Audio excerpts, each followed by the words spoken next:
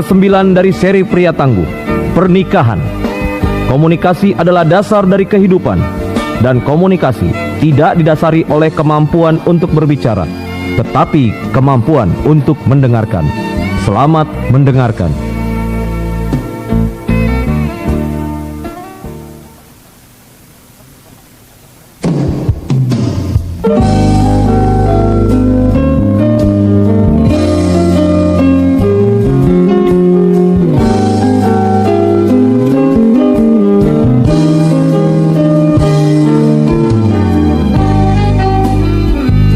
Shalom saudara.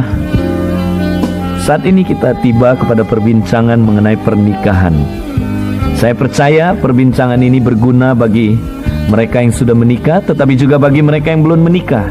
Saudara dapat belajar sesuatu prinsip yang sama dalam membangun hubungan. Saudara, bagi seorang pria, hal apakah yang paling penting dalam pernikahan? Itu yang perlu kita ketahui. Hal yang terpenting dari pernikahan adalah komunikasi, saudara. Sebab komunikasi adalah dasar dari kehidupan. Saudara, kalau kita lihat semua kehidupan dasarnya adalah hubungan. Daun yang tidak menempel kepada batangnya akan mati. Apabila daun tidak berkomunikasi dengan sinar matahari, dia tidak akan berfotosintesis dan tidak akan pernah hidup. Saudaraku, komunikasi adalah dasar dari kehidupan. Dan banyak sekali pakar mengatakan 60% lebih problem-problem dalam rumah tangga kaitannya adalah dalam hal berkomunikasi. Itu sebabnya kalau kita mengerti berkomunikasi, 60% dari persoalan kita sudah terselesaikan dengan baik. Saudaraku, itu sebabnya pernikahan sangat penting memperhatikan komunikasi. Tetapi persoalannya adalah banyak pria tidak mengerti bagaimana berkomunikasi, saudaraku. Saudaraku, banyak sekali pria mencoba berkata-kata sesuatu kepada istrinya, tapi istrinya tidak mengerti, saudaraku. Dan mereka mengalami pertengkaran yang sangat mengerikan. Saya sudah coba mengatakan sesuatu, tapi dia tidak mengerti. Suami tidak mengerti istri, istri tidak mengerti suami. Problemnya di mana, saudara? Problemnya karena kita tidak mengerti apa yang menjadi dasar dari komunikasi itu sendiri. Saudaraku, Edwin Louis Cole berkata demikian, komunikasi tidak didasari oleh kemampuan untuk berbicara, tetapi kemampuan untuk mendengar. Kita sering sekali lebih banyak berbicara daripada mendengar. Itu sebabnya kita tidak mengerti. Akibat ketidakmengertian muncullah miscommunication, dan ini yang menimbulkan banyak persoalan, saudara. Saudaraku, itu sebabnya mari kita belajar saling mengerti. Mengerti bahasa dari pasangan kita. Saudara, satu kali saya pernah baca di dalam Intisari, di sana diuraikan mengapa kucing selalu berkelahi dengan anjing, saudara. Saudara tahu, kucing dan anjing itu kalau bertemu selalu mereka bertengkar. Mengapa, saudara? Bahasanya berbeda. Kucing dan anjing itu punya sifat yang sangat berbeda, saudara. Kalau anjing itu sangat ekstrovert, ya, makanya kalau anjing kelihatannya periang, ekstrovert, suka menggonggong, suka menggerakkan ekornya. Tapi kucing itu introvert, sifatnya berbeda, saudara. Ya. Nah, kalau anjing, saudaraku, makanya disebut, ya, saudaraku, anjing itu ekstrovert dan suka menggonggong dan sebagainya. Tapi kalau kucing itu disebut malu-malu kucing. Kan gak ada malu-malu anjing, gak ada, saudaraku. Kenapa? Karena kucing memang sifatnya demikian. Bahasanya pun lain, saudara. Ketika anjing melihat kucing, saudara, anjing itu menggoyangkan ekornya. Nah, menurut bahasa peranjingan, saudara, menggoyang ekor itu artinya mari kita bermain. Tapi menurut bahasa perkucingan, saudara, menggoyang ekor itu artinya gua cakar lo.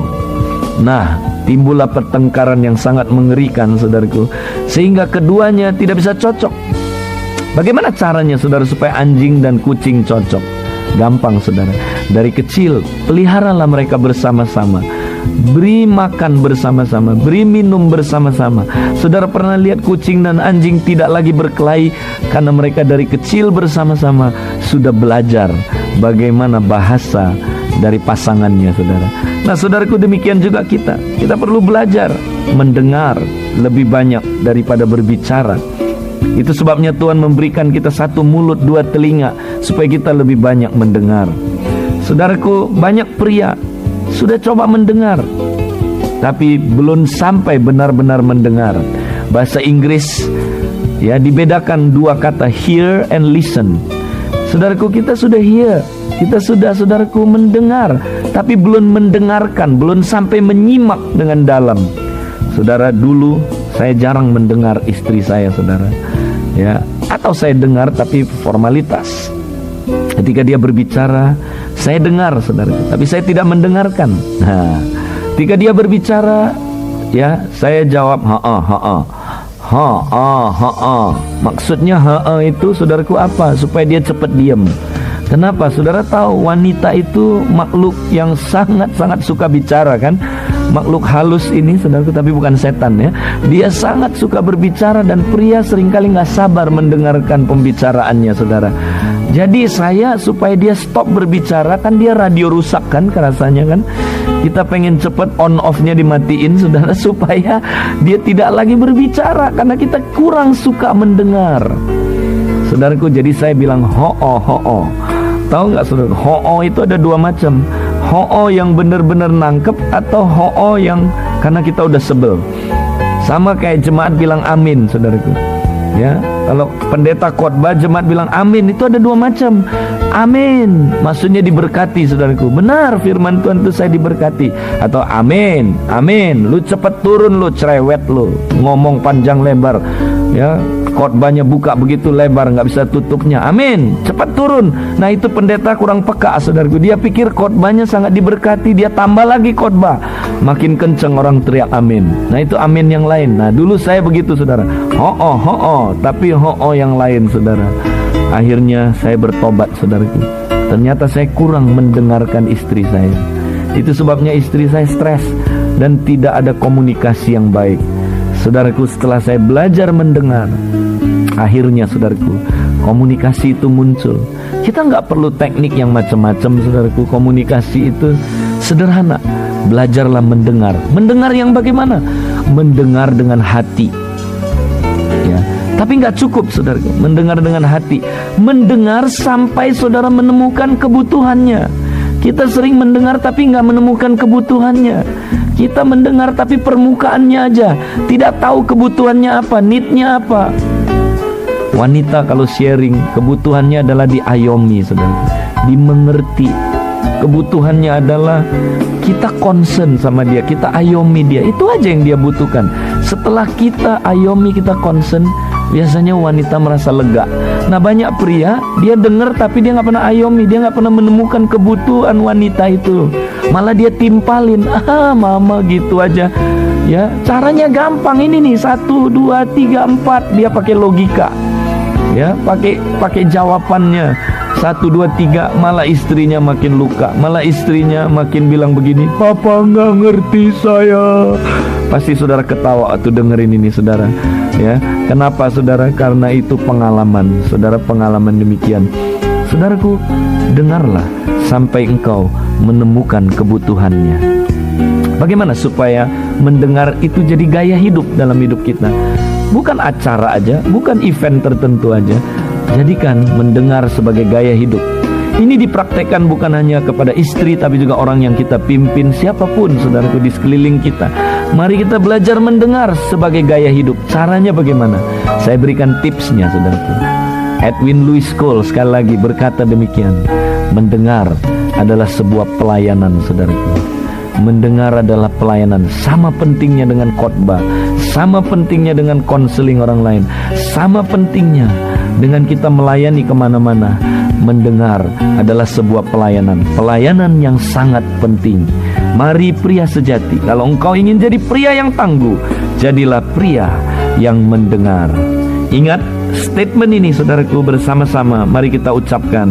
Komunikasi tidak didasari oleh kemampuan untuk berbicara, tetapi kemampuan untuk mendengar. Amin.